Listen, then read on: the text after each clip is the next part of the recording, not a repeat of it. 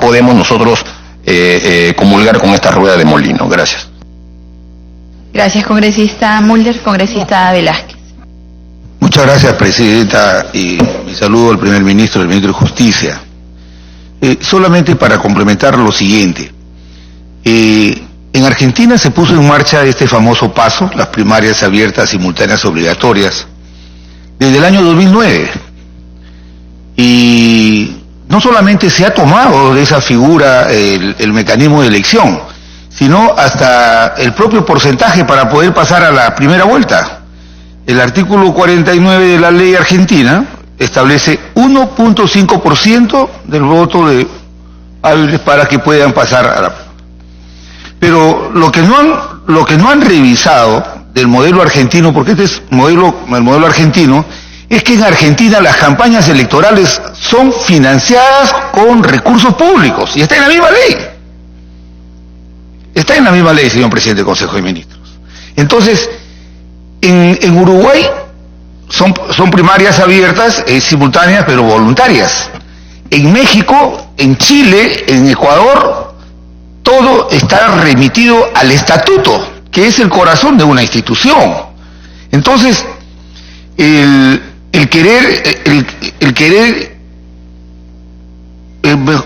mejor término de la palabra, para que no se vayan a sentir afectados los que han hecho esta propuesta, se ha traído un modelo que hoy día ha llevado a lo siguiente, señor ministro: que sea costoso, que cueste casi 100 millones o 35 millones de dólares en Argentina, y lo que en última instancia se está financiando ya no es una elección primaria democrática, sino se está financiando una gran encuesta. Bajo este mecanismo, los partidos más importantes que van a tener elecciones están yendo con candidato único. Entonces, yo creo que hay que replantearlo, porque el derecho a la participación política es un derecho fundamental. Y como lo he sostenido, el proyecto de ley tiene dos aspectos. Primero, regular la elección de las autoridades partidarias. Ahí sí lo dejan librado a que el propio partido lo haga solo con sus militantes. Y luego cuando van al camino de las elecciones de candidatos para elección popular, ahí incorporan este mecanismo del paso. Pero hay algo, hay un error en la concepción. O sea, se quiere vincular democracia interna a selección de candidatos. Es cierto que este es un elemento, pero también es fundamental para la democracia interna la transparencia, la relación que tienen los líderes de los partidos con la militancia. Si queremos resolver el tema de la desafección de la gente con relación a los partidos políticos, es evidente que los partidos están en crisis porque no han generado una empatía con la colectividad. Segundo, es que hoy día los partidos no están atendiendo las demandas sociales que hoy día imponen los desafíos que vive el mundo y el país entero. O sea, no es la panacea de que nosotros estamos resolviendo el tema de la democracia interna solamente seleccionando candidatos, sino también tiene que ver con otro elemento fundamental, que es la financiación de la actividad política. En un país como el nuestro, donde se está criminalizando la actividad política, donde se está un sector de la justicia auspiciada por los que no creen en los partidos políticos, está montando sobre los partidos políticos organizaciones criminales para investigarlas. Entonces, si este modelo que ha sido tomado de la ley argentina, porque no hay ningún otro país que lo regule. En México son sus estatutos, eso es lo normal. En México son los estatutos, en Bolivia, en Chile, está remitido a la ley de partidos políticos y a sus estatutos. Acá con una ley quieren reemplazar los estatutos de los partidos. Y Mauricio no hace una broma cuando dice, también porque a los bancos también no les reemplazamos los directorios con una participación más abierta de los ciudadanos. Entonces, como dice Víctor Andrés, que es un gran impulsor de las leyes contra el abuso de las AFPs. Entonces, explíquenos, señor ministro de Justicia, cómo ustedes han tomado, de las tres características de la ley argentina, han tomado el procedimiento, que es las primarias abiertas, simultáneas y obligatorias, han tomado el porcentaje para ir a la primera vuelta, que es el 1.5%, pero no han tomado el tema del financiamiento. Aquí está muy claro, la ley establece claramente que en Argentina se financian las campañas electorales. ¿Y sabe por qué? ¿Sabe por qué, primer ministro? Lo decimos en la experiencia nuestra. ¿Saben quiénes se van a perjudicar? Son los partidos populares. Y los que se van a beneficiar son los partidos empresa. Porque aquí estamos viendo de que el Estado va a proponer que los órganos electorales lleven adelante estos procesos. Pero díganme ustedes, ¿un dirigente sindical podrá participar en una abierta primaria en agosto y en abril? No es verdad que solamente estamos acabando con el voto preferencial y lo estamos llevando al interior del partido. Luego de la elección primaria, donde los candidatos han hecho un primer gasto de esa campaña, van a ir a la elección de la primera vuelta y no crean que porque están en las listas ubicados cada uno en su lugar, ya no hacen campaña, tienen que hacer campaña. Y si a esto le sumamos, Presidenta, que es casi un año de campaña electoral, lo oneroso que es hoy día hacer campaña política, entonces yo creo que esto no está fortaleciendo a los partidos políticos. Creemos que sí se puede discutir, por ejemplo, que los organismos electorales no den asistencia técnica, sino que lleven adelante los procesos como una parte de financiamiento indirecto. Creo que eso podría ser posible. Para el partido también es indistinto que se le baje la valla del 25% de invitados al 20%. Eso no es lo medular. Lo medular es el mecanismo de selección. ¿Cómo hacemos que los actuales partidos se fortalezcan institucionalmente y cómo hacemos que los nuevos puedan generar toda una trayectoria de vida partidaria? Entonces, si en la toma de decisiones para elegir los candidatos de elección popular se le está dando el mismo nivel de apreciación a los militantes que a los no militantes, esto no va a generar de ninguna manera apego, afección a una línea partidaria. Con este mecanismo, señor primer ministro, un profesor, un maestro, un dirigente sindical, una presidenta de un comité, de un comedor popular no va a poder ser candidato porque va a ser imposible que puedan financiar un año de campaña. Entonces, yo creo que este tema hay que replantearlo porque, como repito, la democracia interna del partido no debe estar solo asociado a la selección de candidatos. Es un elemento. Pero otro también es el financiamiento público, otro es la relación de las dirigencias partidarias con los militantes, otra es la descentralización de los partidos en la toma de decisiones. Entonces la democracia interna no es solamente vincularla a la selección de candidatos, esto es parte de un proceso en la que nosotros entendemos que los partidos, el sistema de partidos en el mundo está siendo duramente golpeado por la falta de legitimidad,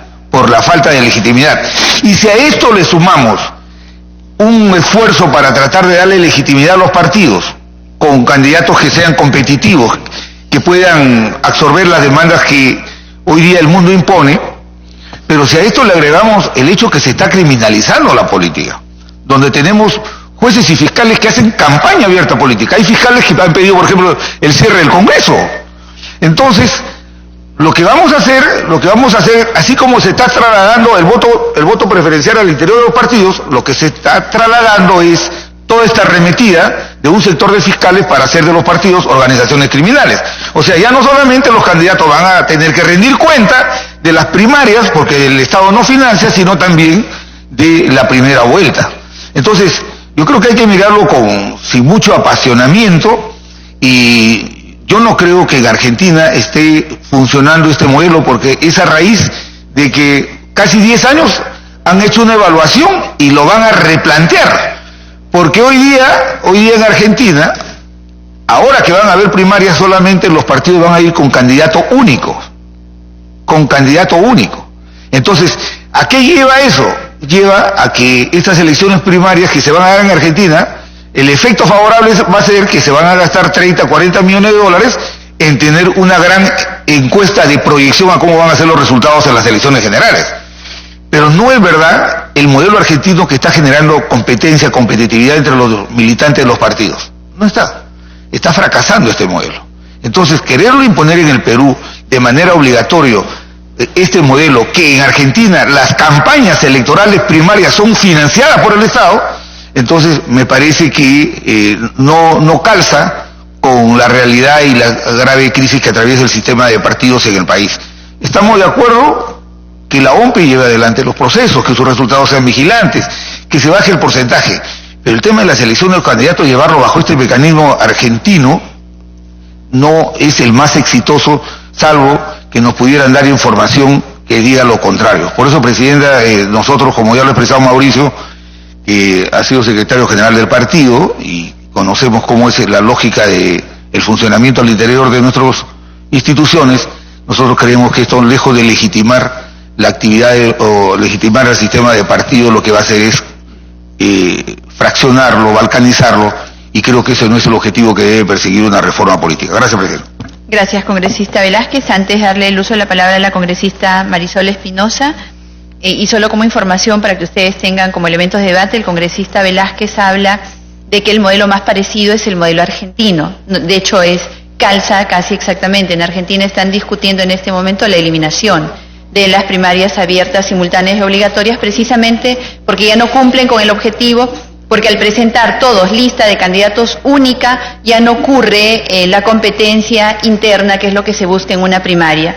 Y además de eso, también recordarles que con respecto a lo que acaba de mencionar el congresista también Javier Velázquez, con respecto al financiamiento, el proyecto de ley no lo contempla. Sin embargo, debemos atender de que en diciembre aprobamos una reforma constitucional en el referéndum, cuyo último párrafo dispone de manera completamente expresa, y lo cito literalmente: solo se autoriza la difusión de propaganda electoral en medios de comunicación radiales y televisivos mediante financiamiento público indirecto. No hace discriminación por tipo de campaña ni por alcance de la elección. Eso significa entonces que las cubre a absolutamente todas. Entonces, esta elección primaria tendría que tener necesariamente para todos los candidatos financiamiento público indirecto, es decir, a cuenta del gobierno. Congresista Espinosa.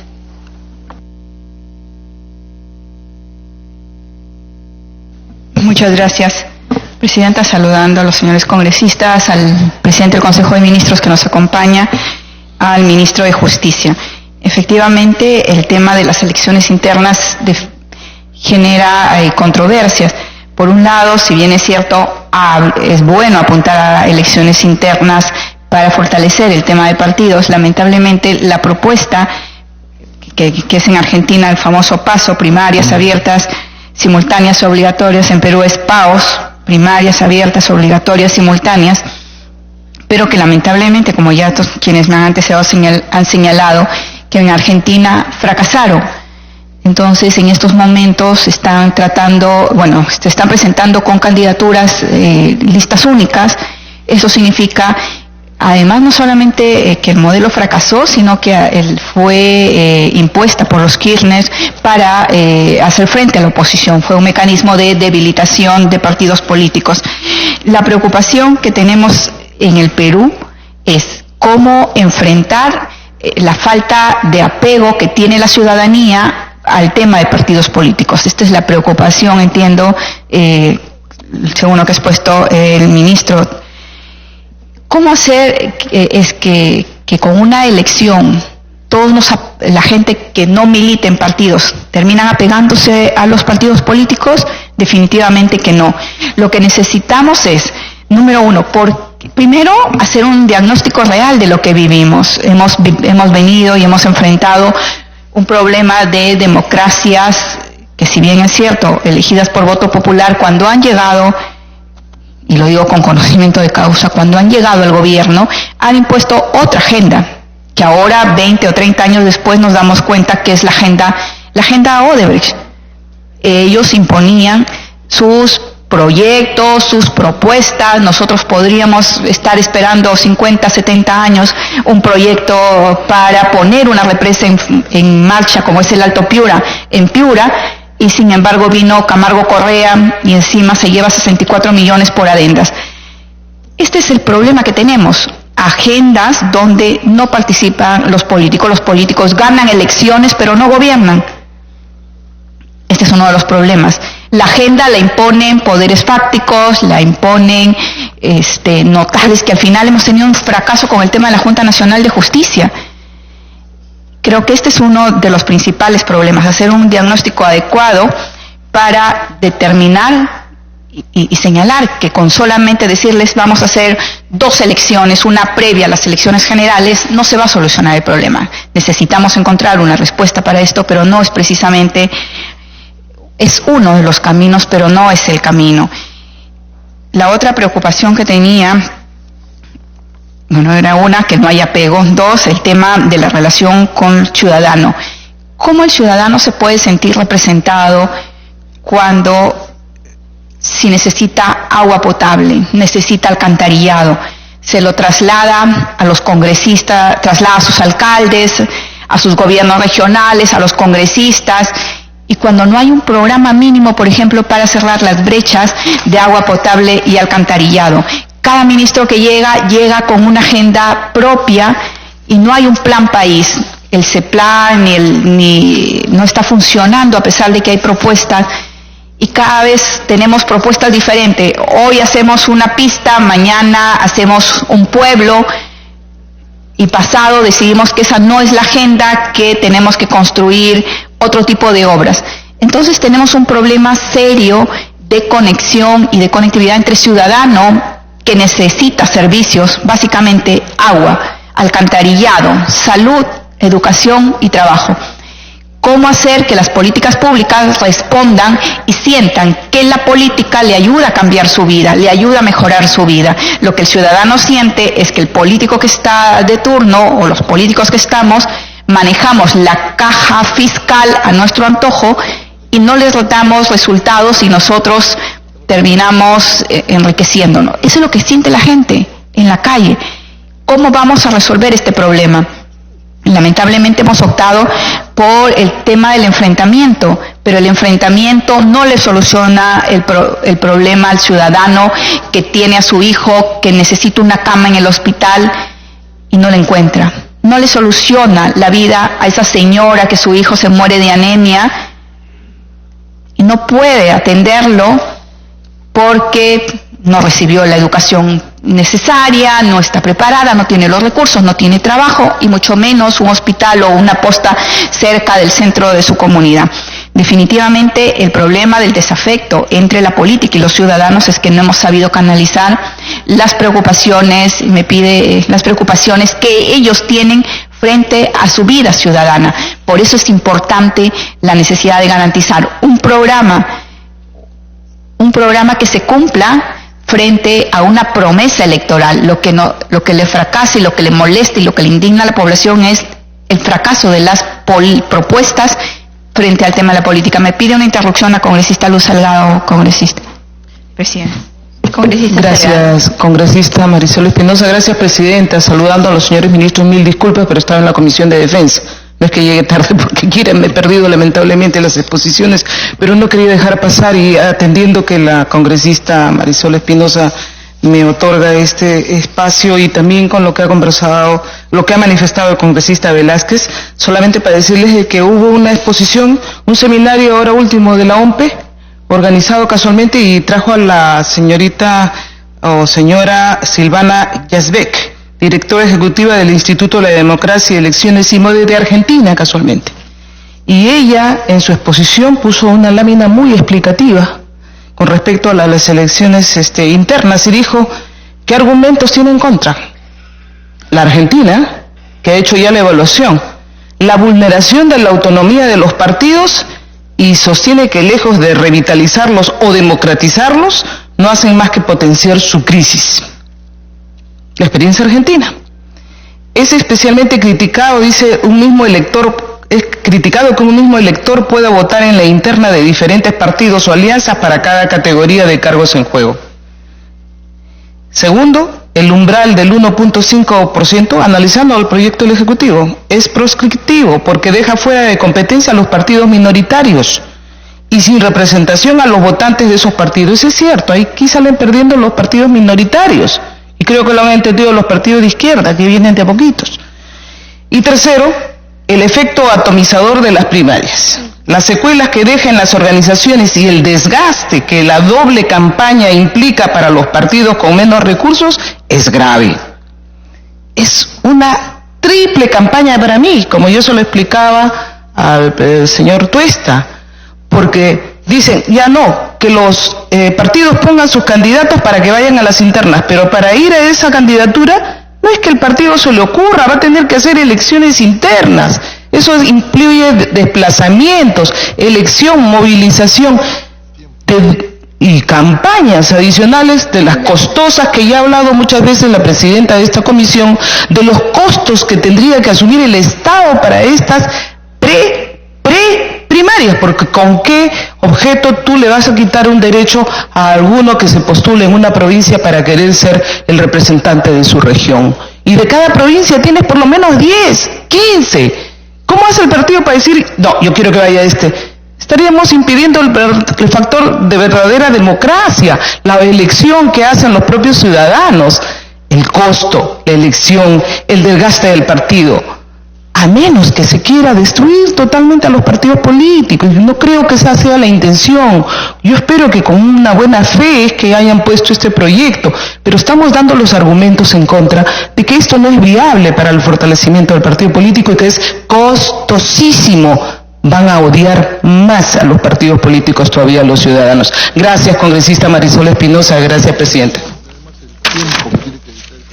Me pide la segunda interrupción el congresista Gino Costa. Gracias, colega. Saludar a nuestros invitados. Solo hacer una precisión, porque yo también estuve en el mismo evento organizado por OMPE, IDEA y la Unión Europea, la que fue mi colega Luz Salgado. Solo señalar que la señora Yazbek, representante de este instituto argentino, hizo una presentación sobre cómo están funcionando las primarias.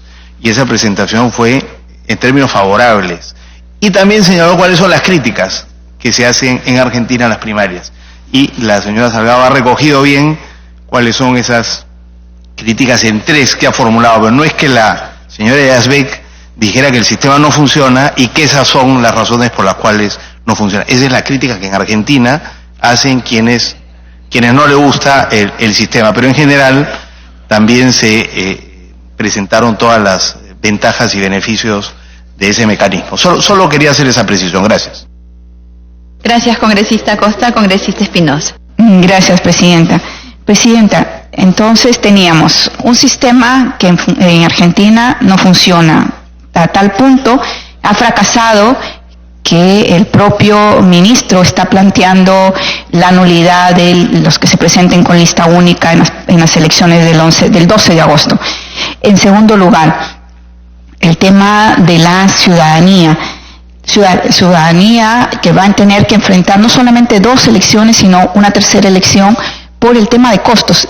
Coincido con el ministro de que la democracia cuesta, y qué bueno que nos cueste para que aprendamos a valorarla, pero es importante señalar el triple desgaste que va a tener un candidato al Congreso, por ejemplo. El mayor problema que tiene el sistema frente a la relación Congreso-ciudadanía es que primero no hemos educado a nuestros ciudadanos por el tema de cuáles son las funciones y las tareas del Congreso.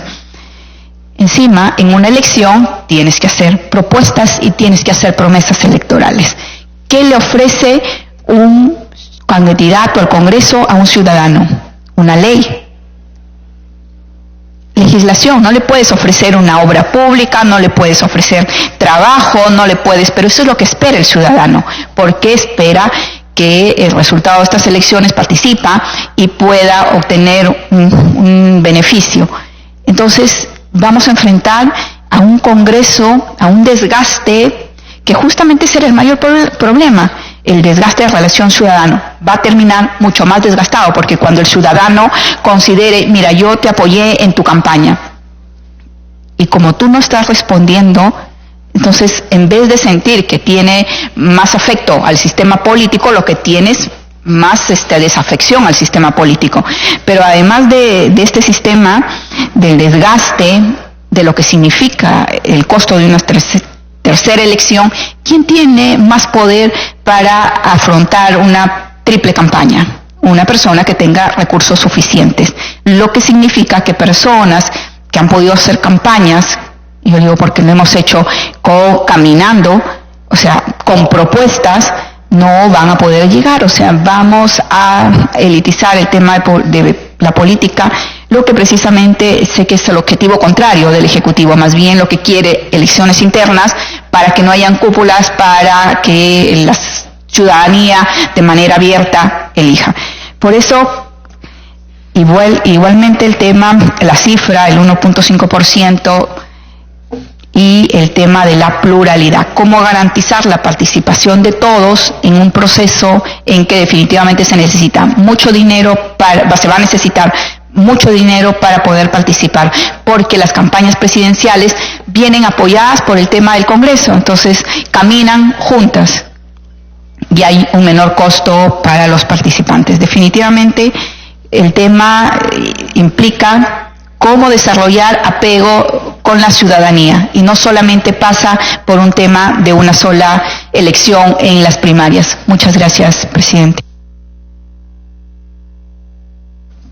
El congresista Alberto Quintanilla tiene la palabra. Gracias, señor presidente. Un saludo a la presencia del presidente del Consejo de Ministros y del ministro de Justicia. Yo quiero desarrollar la lógica desde el punto de vista de los movimientos regionales en relación a estas elecciones internas, que es el tema que nos ocupa en esta oportunidad. Se supone que existen partidos nacionales con afiliados o militantes y también existen movimientos regionales con afiliados y militantes. También es una premisa que no puede haber doble militancia, que participen en el partido nacional y en el movimiento regional. De lo que se viene aprobando y en la propuesta que también hace el Poder Ejecutivo, se dice que pueden existir movimientos regionales, pero se les pone, digamos, vallas distintas. La primera valla distinta es que para inscribir un partido nacional se exige el 0.1% de los votantes del último padrón o de la última elección en la propuesta del Ejecutivo.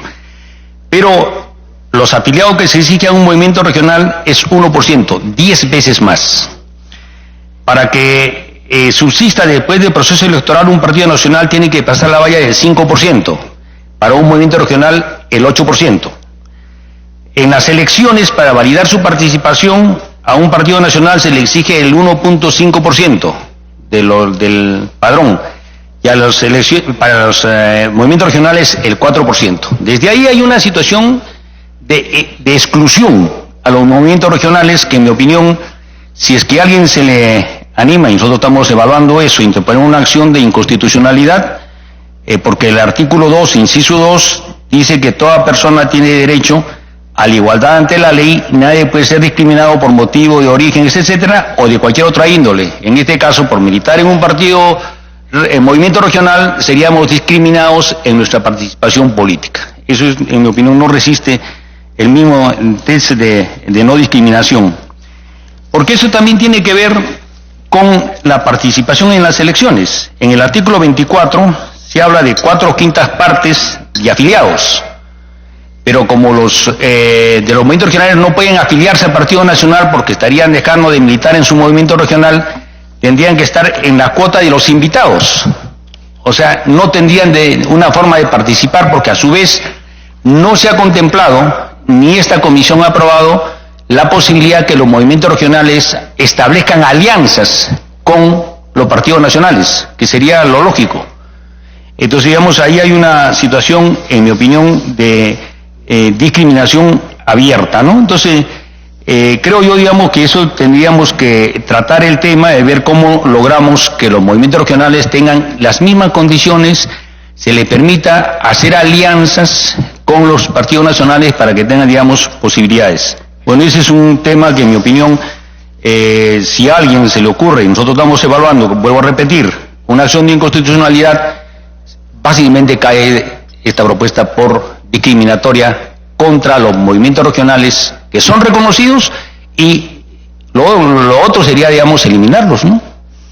Y eso tienen que asumir el costo político de hacerlo si es que quieren, si van a un modelo en el cual no quieren movimientos regionales. El otro problema es en los plazos que se aprobarían. Se habla, digamos, de que para participar hay que tener un año de militancia, solo el afiliado con un año de antigüedad, fecha, etcétera, etcétera, puede participar. Se habla de una disposición transitoria de 6 meses, está bien. aún con 6 meses no alcanza el cronograma actual para el 21. O sea, lo que está apuntándose, digamos, es la no renovación de la política.